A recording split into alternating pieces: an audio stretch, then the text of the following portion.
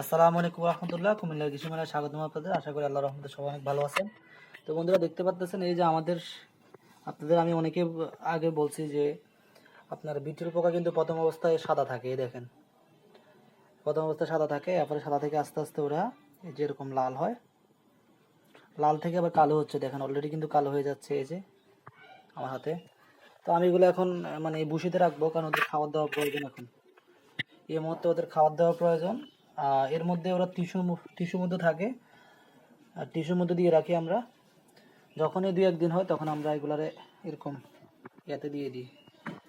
এই যে এগুলোকে আমরা আজকে দিয়ে দিচ্ছি, এই যে নতুন মাদার। যাদের এরকম মাদার প্রয়োজন, লাল লাল মাদার অর্থাৎ একবারে নিউ মাদার, তারা আমাদের সাথে যোগাযোগ করতে পারেন। আমাদের জাস্ট এখানে, আমাদের কিন্তু ওইখানে সবচেয়ে বেশি মাদার আছে ওইখানে।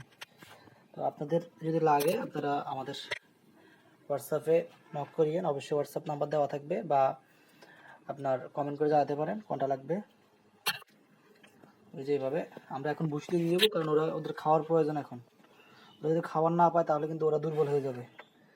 তো মাদার হওয়ার সাথে সাথে খাবার দেওয়া প্রয়োজন, তবে আমরা 48 ঘন্টা পরে খাবার দিই আর কি, কারণ সাথে সাথে খাবার দিলে অনেক সময় মাদার মারা যায়।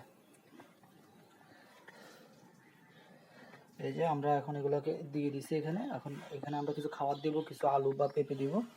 এভাবে আমরা সেপারেট করি, পিউপা থেকে আমরা এভাবে মাদারকে, নতুন মাদারকে সেপারেট করি। তো আজ আশা করি ভিডিওটা ভালো লাগছে। সবাই কুমিল্লা কৃষি মেলার সাথে থাকবেন। আসসালামু আলাইকুম।